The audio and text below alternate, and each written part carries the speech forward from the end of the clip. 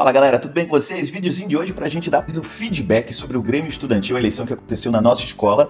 Lembra que a gente fez um vídeo, eu e o Elton, a gente gravou um tempo atrás, tá aqui na descrição falando sobre o Grêmio Estudantil. Pois é, aconteceu, a gente teve eleição, teve tudo da hora e agora a gente vai falar sobre qual o resultado disso. E aí, Elton, tudo bem? Tudo bem. Vamos falar um pouquinho de como é que foi esse processo eleitoral, de como é que foi essa organização e principalmente como é que foi essa atitude dos alunos, o comportamento deles em relação ao Grêmio Estudantil. O que a gente pode tirar disso? Tirar de proveitoso no campo educacional, essa participação, dessa questão da democracia escolar. O que a gente tem de resultado desse processo como um todo?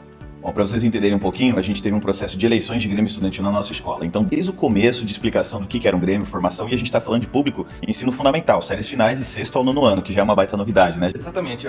Tradicionalmente, os Grêmios Estudantis, eles são no nosso país feitos no ensino médio. Para ensino fundamental, é uma questão de lei que está pegando agora e que a implantação ela começou a ocorrer em todos os municípios do país, escolas do estado, escolas municipais, e isso trouxe uma demanda e uma certa velocidade para ser implantado isso, e uma certa dificuldade também, porque tudo isso ocorre com uma questão complexa, né, de leis, implantação e muito mais do que isso, a maturidade dos alunos de ensino fundamental em relação a uma organização do tipo Grêmio Estudantil. Exato, então a gente aqui de Itajaí, Santa Catarina, a gente é professor de escola pública municipal, a gente movimentou os alunos, mas assim, galera, mostramos para eles o funcionamento, o que era um Grêmio, um pouco de teoria, e aí jogamos literalmente no colo deles, organização, estatuto, base de formação de chapa, e para nossa grata surpresa, dentro desse processo, a gente teve 8 chapas na nossa escola competindo, e a gente foi analisando ao longo desse processo de formação de chapas, teve ruptura, teve divergência, uma chapa unida, depois eles acabaram discutindo internamente, depois formou 2 chapas, assim como teve união também. A gente pediu algumas exigências no sentido de questão de gênero nas chapas, o respeito a isso, a diversidade. E aí começou o processo eleitoral, a galera colava os cartazes na parede, a gente teve um programa eleitoral gravado, enfim, teve todo esse processo ao longo de praticamente um mês e pouco, e aí culminou na semana passada com as eleições, que a gente teve algumas imagens aqui captadas. A app da escola contratou um software simulando uma urna eletrônica, e a galera votou ao longo do dia específico, e cara, muito show de bola ver a empolgação dos alunos chegando na urna eletrônica, votando, e olha que experiência fantástica isso, né, pra gurizada que no futuro serão eleitores do país, né? Isso que eles faziam geralmente acompanhando os pais até as urnas eletrônicas, que acontece na própria escola, agora eles tiveram a oportunidade de fazer isso antecipadamente, antes de eles completar os 16 anos, antes de tirarem o título de eleitor, antes de eles estarem indo votando. E uma das nossas questões, inicialmente em relação ao Grêmio Estudantil, que a gente sempre discutia, e o professor Tiago, era em relação à maturidade deles. O quanto que eles iam ser maturos o suficiente para organizar as chapas, para discutir entre eles, para poderem convencer os seus colegas, principalmente para sair daquele núcleo da sua própria sala de aula, porque as chapas elas tiveram que abranger pessoas não só de uma turma, não só de um 8º ano, não só de um 6º ano, mas turmas de outras salas, tiveram que misturar as salas. Isso foi um processo em que eles foram desenvolvendo ao longo dessa formação das próprias chapas, então isso por si mesmo já mostrou muita maturidade para eles. A gente teve um processo de assembleia, a primeira assembleia que aconteceu na escola, com o envolvimento deles. Construímos um processo no começo desorganizado, a questão das disciplinas, para eles entenderem o que está acontecendo naquele momento, né? Mas tocando bronca, funcionou, deu certo. Eles votaram no estatuto, no regimento, no processo eleitoral. Foi muito bacana essa situação e sempre deixando na mão dos alunos, né? A galera tocando isso. E aí no processo eleitoral a gente percebeu alguns vícios que a nossa sociedade traz. Aquele negócio, o cartaz daquela chapa, o cartaz dessa, eles tentando focar em algum momento essa eleição em atingir a chapa oposta do que falar mais de propostas. E aí a gente nos bastidores orientando, não, faz assim, interessante se vocês buscassem esse caminho. E eles mesmos foram se descobrindo nesse sentido. Em dado momento, uma eleição rica e os alunos votantes percebendo, os alunos que tinham propostas interessantes, que eram válidas, promessas que poderiam acontecer ou não. Então o processo acabou acontecendo de forma, eu tenho um entendimento muito positivo, muito vitorioso, uma experiência grata demais.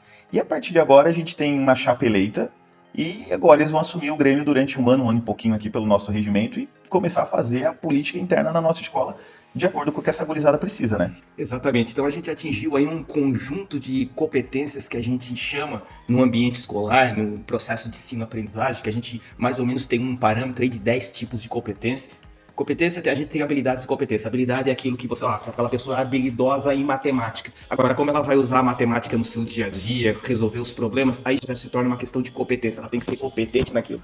Então, que tipo de competências eles desenvolveram? Algumas tantas, e inclusive uma ideia multidisciplinar, interdisciplinar, essa classe, né? Isso, conhecimento. Ali já está a competência, a maior competência de todas na nossa base, que é o conhecimento. Mas não aquele conhecimento cumulativo, aquele conhecimento que vai se acumulando, mas aquele conhecimento de fazer interconexões, de se conectar, entender, fazer uma leitura da realidade, fazer uma leitura das suas propostas, uma leitura de mundo, de conversar com as pessoas. Então isso é uma competência que a gente já viu de cara sendo desenvolvida ali. A gente tem pensamento crítico, repertório cultural. A própria cultura digital, né? Uma coisa que eles já tinham deles, de ir para Instagram, de ir para Facebook, mas eles tiveram que dar conta de de apresentar num videozinho, programinha eleitoral. Também na questão da comunicação, né, de como eles desenvolveram essa comunicação, e também na questão de argumentação, como que eu vou garantir efetivar o meu voto, minhas propostas. Então isso também muito trabalhado de forma bem rica. Eu gravei programa eleitoral com eles, né, e nessa gravação percebi o dinamismo na frente de uma câmera, como falar, a questão de oratória, algumas dicas eu fui dando para eles e incorporaram de uma forma muito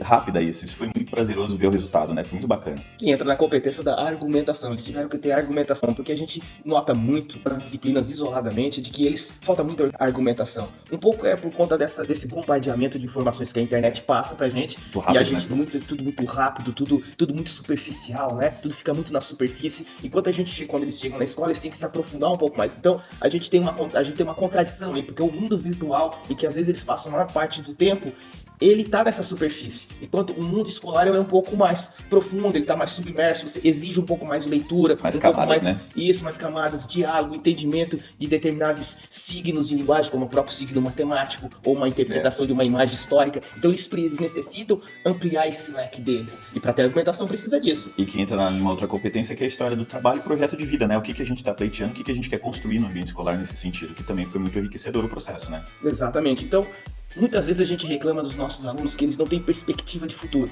não tem verdade. projeto de vida. O que tu vai ser? Eu não sei. Claro, isso é comum na adolescência, principalmente dessa fase que a gente está lidando. Mas quando a gente começa a jogar um pouquinho de responsabilidade nas mãos dele, a gente vê que isso começa a mudar de figura, porque eles começam a mostrar alguma perspectiva de futuro. O que serão enquanto cidadãos, né? Exatamente. A responsabilidade, que é a competência, a responsabilidade dentro de um processo de cidadania, né? Exatamente, é uma das últimas competências, porque ela envolve um pouquinho mais de complexidade, porque ela envolve, né, a interação com a sociedade, não só a comunidade escolar, mas no momento que eles saírem da comunidade escolar e forem pleitear, forem se organizar em sociedade. Então isso é muito importante. E uma das questões aí que é sempre aquela coisa da emoção adolescente, é muita emoção, é muito conflito interno, é a empatia e a cooperação.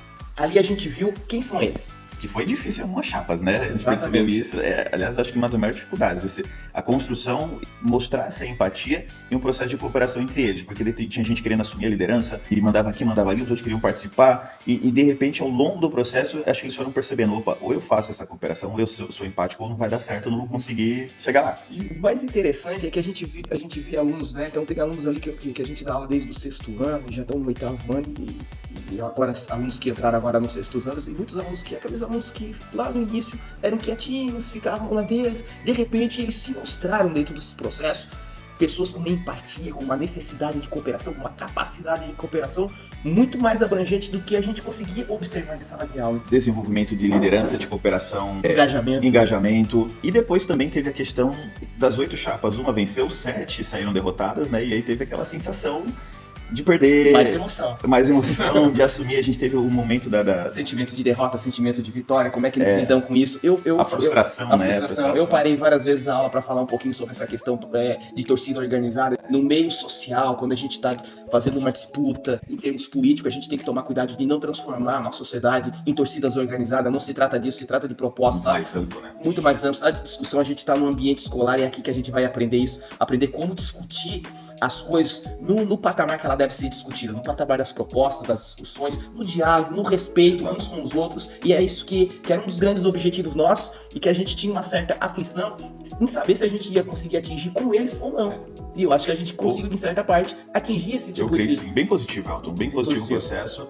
Acredito que agora a gente vai ver como que essa chapa eleita, né, ao longo do processo agora vai se adaptar, vai se constituir enquanto Grêmio, representante de toda a escola, uma escola bem grande a nossa, e aí as novidades virão pela frente. Mas num entendimento geral, nosso Grêmio Estudantil na nossa escola instalado e eleito de forma bem democrática, a gurizada aprendeu muito, e acho que nós também, obviamente, e isso é escola de verdade, né? Exatamente. É isso. Gente, se você gostou desse vídeo, então, curte aqui, compartilha, para fazer essa informação chegar ao maior número de pessoas possível.